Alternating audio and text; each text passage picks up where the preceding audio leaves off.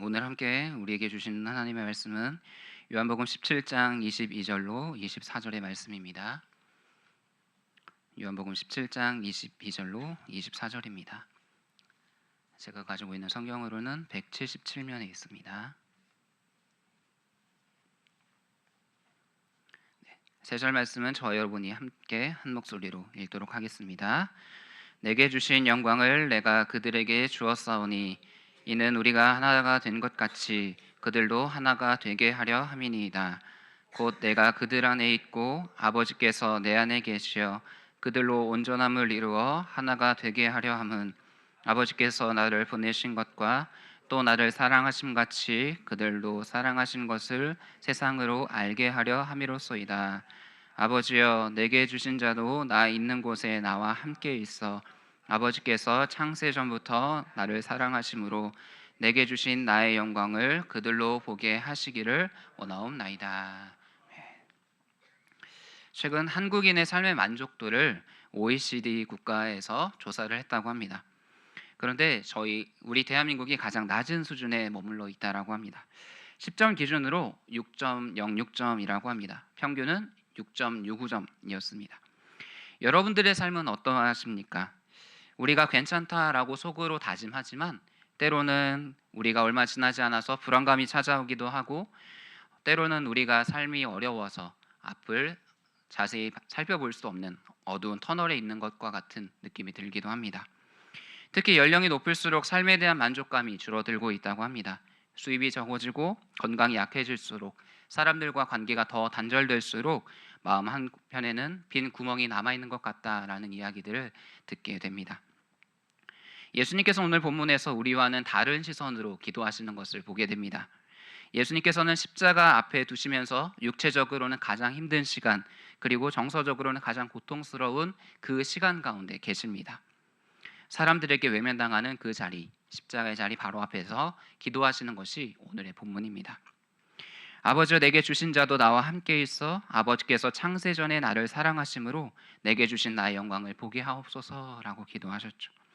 우리들의 삶의 만족은 어디에서부터 와야 할까요? 오늘 함께 누리는 영광이라는 제목의 설교를 통해서 사랑과 충만 가운데 누리는 삶의 의미와 방향을 함께 살펴보기를 원합니다. 우리가 잘 알고 있는 것처럼 이 예루살렘에는 분봉왕이 있었습니다. 로마 황제가 이 헤롯 안티파스라는 왕을 두어서 유대 지역을 다스리고 있을 때였습니다. 우리가 잘 알고 있는 것처럼 이 헤롯 안티파스는 세례 요한을 옥에 가두고 그를 생일잔치에서 헤로디아의 딸의 요청으로 처형한 적이 있었습니다. 자신의 체면을 지키기 위해서 세례 요한을 죽이고 자신의 왕권과 명예를 지키려고 했죠. 이렇게 자신의 안정을 위해서 로마에 충성한 유대인들도 있었습니다. 바로 사두개인들입니다. 사두개인들은 현재 살아가고 있는 그 체계, 로마의 체계를 유지하는 게 더 중요해서 이 땅에서의 권력과 사람의 인정과 그리고 로마의 관계로부터 자신의 영광을 취하고자 했습니다. 그렇다면 오늘 본문에서 예수님이 말씀하시는 그 영광, 예수님의 영광은 어디에서부터 시작이 되었을까요? 예수님께서 사역을 시작하시기 전에 세례 요한에게 나아가셔서 세례를 받으신 적을 여러분들은 기억하실 것입니다. 세례 요한은 만류합니다. 어찌하여 내가 당신에게 세례를 받아야 할 터인데 당신이 내게 세례를 받으러 오십니까? 그리고 예수님께서는 세례를 베푸는 것이 아버지의 뜻이다 말씀하시며 세례를 받으십니다. 그때 비둘기와 같은 성령이 예수님께 내리면서 한 음성이 들리죠. 이는 내 사랑하는 아들이요 내 기뻐하는 자라. 바로 이 예수님의 영광은 하나님께로부터, 하늘로부터 시작되었다라는 것입니다. 이 당시의 성전에서 그리고 길거리에서 누렸던 사람들의 영광은 예수님의 영광과는 다른 영광이었습니다. 오늘 본문 17장 22절에서 예수님은 말씀하십니다. 내게 주신 영광을 내가 그들에게 주었사오니. 여기서 이 영광은 히브리인들의 개념으로 영광을 살펴보면 쉽게 이해할 수가 있습니다. 무거운, 묵직한이라는 단어에서 나온 이 영광이라는 단어는 어떠한 존재가 가지고 있는 탁월함 또는 부요함, 위대함을 가리킵니다. 내가 어떤 것에 그 가치를 두느냐에 따라서 그 영광이 드러나게 돼 있고 그것이 내 삶의 어떠한 존재이냐라는 것이죠. 이 하나님의 위대함이 예수 그리스도에게 임했고 그 예수 그리스도께서 거니시는 곳에 죄와 어둠이 물러가고 그 안에 하나님의 임재가 가득하게 되었죠. 이 영광이 예수님께 있자 사역 속에서 귀신이 떠나가고 병이 치유되는 놀라운 일들이 있었습니다. 세례요한은 끊임없이 시대를 향하여 외칩니다. 회개하라, 천국이 가까이 왔느니라. 임박한 진노를 피하라. 하나님의 뜻을 전했던 이 세례요한을 헤롯은 가만히 둘 수가 없었겠죠. 자신의 영광을 위해서 죽이게 됩니다. 그리고 이제 예수님의 사역이 시작되죠. 예수님의 영광은 이 당시의 사람들의 영광과는 참 많이 달랐습니다. 로마와 결탁하여 자신들의 자리를 지키려고 했던 대제사장, 긴 옷을 입고 다니며 회당의 높은 곳에 앉아 인사받기를 좋아했던 바리새인과 서기관, 이들은 하나님보다는 사람의 눈을 의식합니다. 이들은 성경 속에서 말하는 부정한 자들, 사회 속에서 말하는 연약하고 힘없는 자들이 이들의 관심이 아니었습니다. 이들이 낮추어져야만 자신이 높아지기 때문에 자신의 우월함과 탁월함, 자신의 영광이 나타나기 위해서 이 낮고 천한 자들을 소외시켰던 것이죠. 그렇게 하나님께서는 올바른 영광을 보여주시기 위하여 예수님을 이 땅 가운데 보내주신 것입니다. 오늘 본문 속에서 말씀하고 계신 아버지와 아들이 하나가 되었다라는 이 선언은 아버지와 아들은 똑같은 본질을 가지고 계시다라는 사실입니다.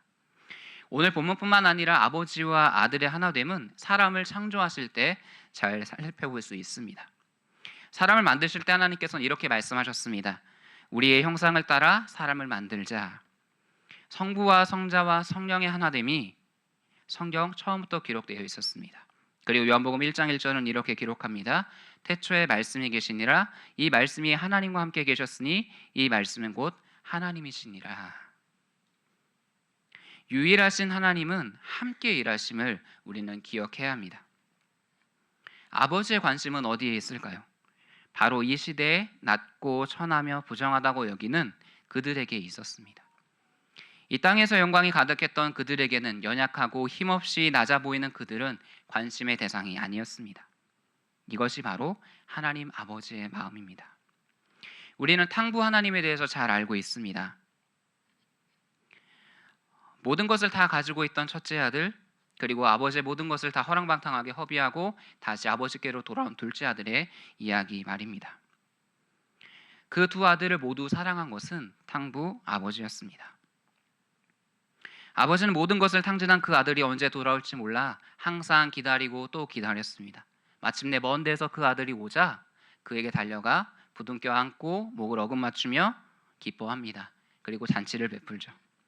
그에게 가장 좋은 옷과 가락지와 신을 신깁니다. 그의 신분 자체가 회복이 되었습니다. 예수님께서는 아버지와 같이 이 땅에서의 삶을 살아가십니다.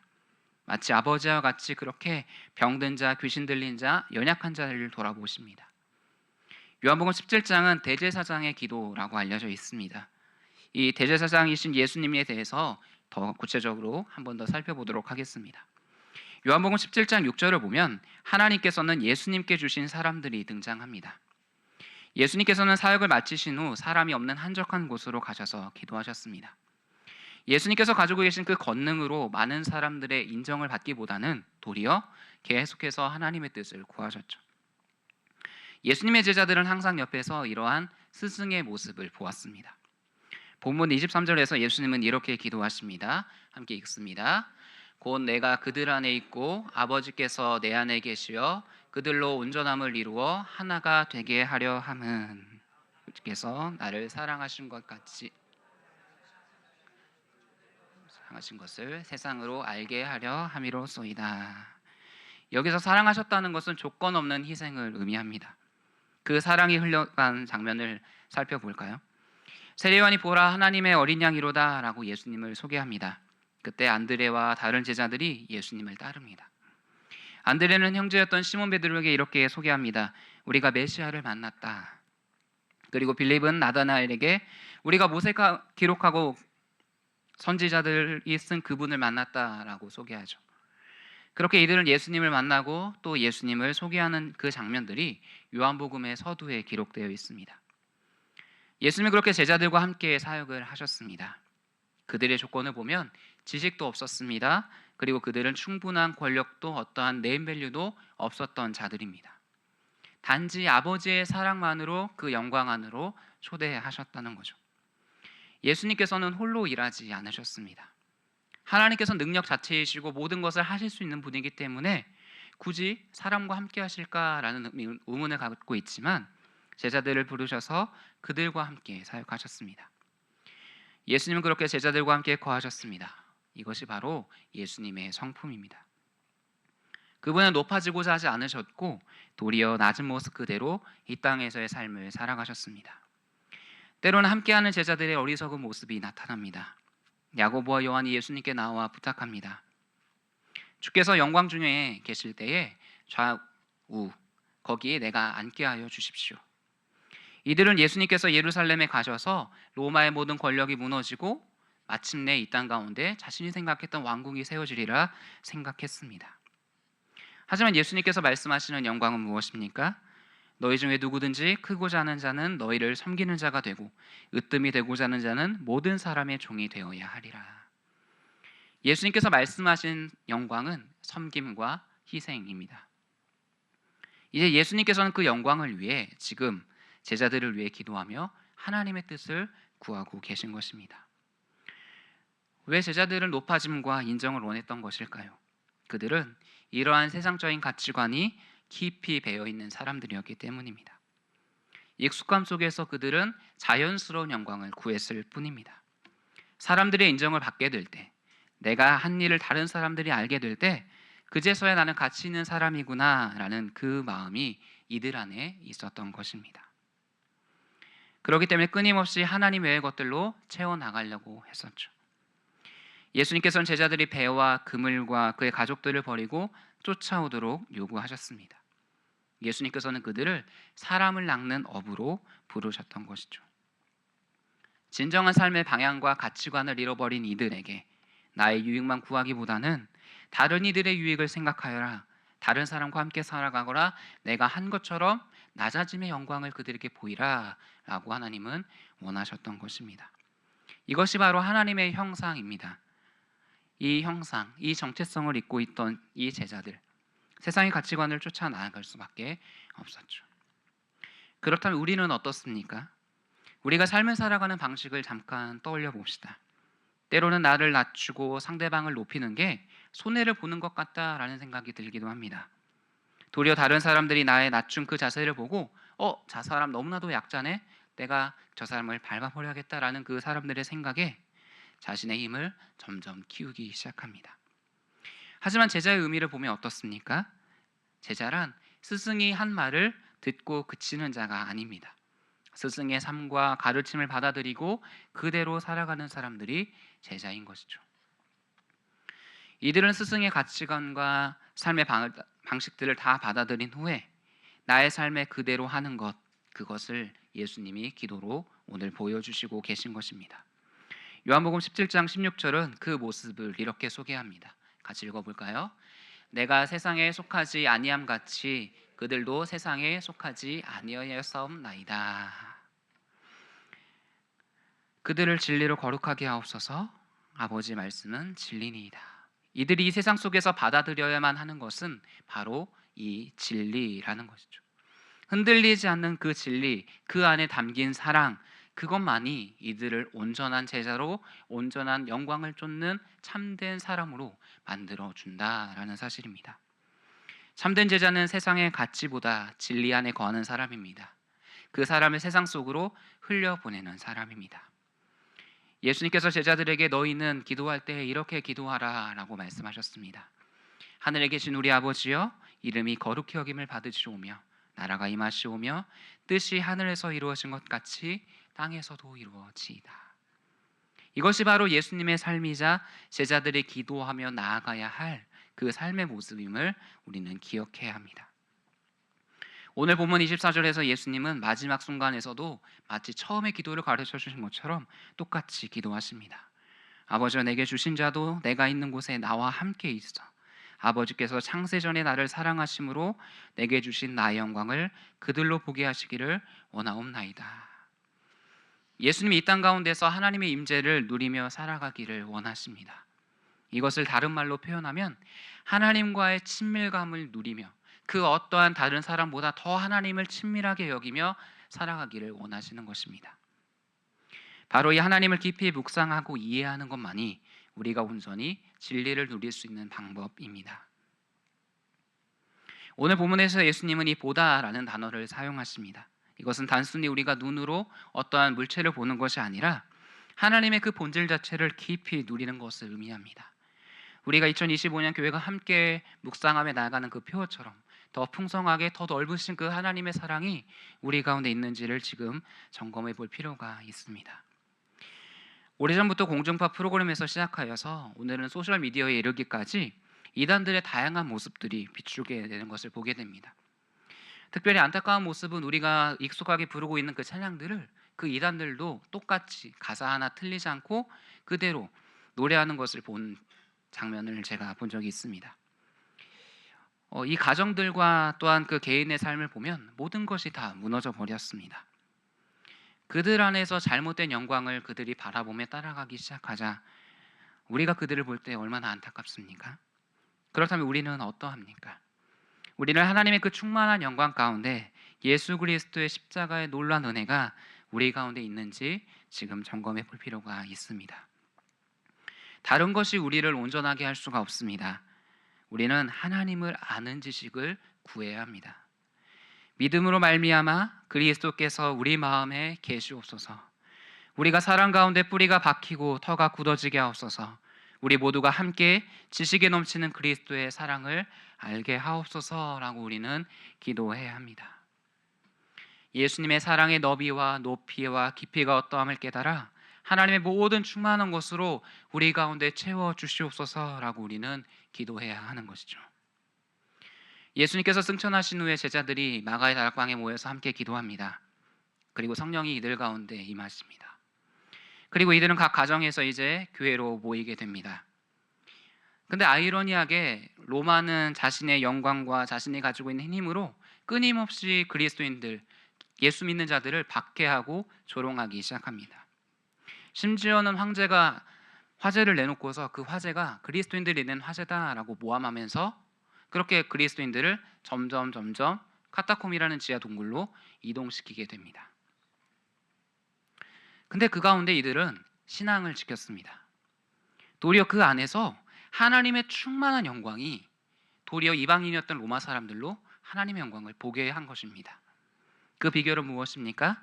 바로 예수 그리스도의 충만한 사랑입니다. 끊임없이 낮아지시고 끊임없이 천하고 비천한 모든 사람들이 보기에 저 사람은 가치가 없다 여기는 그 사람들과 함께했던 그 예수 그리스도의 사랑이 이들을 감동시킨 것입니다. 하나님의 사랑이 하나뿐인 아들 예수 그리스도를 십자가에 못 박히게 하신 것을 믿으십니까? 그러므로 우리가 죄의 모든 것으로부터 자유하셨음을 경험하셨습니까? 하나님께서 그 아들의 살리심으로 인해 우리 또한 마지막에 다시 살리실 것입니다. 그리고 또한 우리가 그 충만한 하나님의 영광이 우리 가운데 임함에 우리 교회가 결국 그 영광 가운데 하나님의 영광을 계속해서 쫓아 나아가야 할 줄로 믿습니다. 이것이 우리가 누릴 하나님의 영광입니다. 그 안에 우리는 하나를 이루어야 합니다. 그 사랑으로 우리 안에 그 충만한 사랑으로 사랑을 옆 사람에게 흘려보내야 합니다. 우리 조금 어색할 수도 있지만 옆 사람 보면서 이렇게 인사해 볼까요? 당신이 너무나도 아름답습니다. 옆 사람에게 보이신 그 하나님의 영광이 보이십니까? 그 영광이 계속해서 우리 가운데 더 넘치기를 간절히 축복합니다. 오늘 우리도 이 기도에 응답하는 삶을 살아가야 합니다. 주님, 제가 주님의 영광을 보기 원합니다. 눈으로만이 아니라 삶 속에서, 사랑 속에서, 진리 안에서 그 영광을 누리게 하옵소서. 이 영광을 누리는 사람은 세상 속에 흔들리지 않습니다. 그들이 우리를 향하여 어떠한 이야기를 하던, 그 사람들이 어떻게 우리를 오해하던 우리는 결코 흔들리지 않게 되어 있습니다. 마치 예수님께서 많은 사람들이 저자가 유대인의 왕이냐라고 조롱했을 때 그는 한결같이 겸손하게 나아가셨습니다. 그 겸손을 하나님께서 높이 들리신 것이죠. 앞으로 우리가 천국에 갔을 때 하나님께서 우리를 높이 들리실 것입니다. 착하고 충성된 종아, 네가 작은 일에 충성하였으니 더 큰 일을 맡기리라 말씀하셨던 그 하나님의 말씀이 우리 가운데 들려지기를 원합니다. 그러기에 우리는 더욱 그 낮아지신 하나님의 영광을 쫓아 나아가시길 주님의 이름으로 축복합니다. 함께 기도하겠습니다. 사랑의 하나님 감사합니다. 우리가 하나님의 사랑을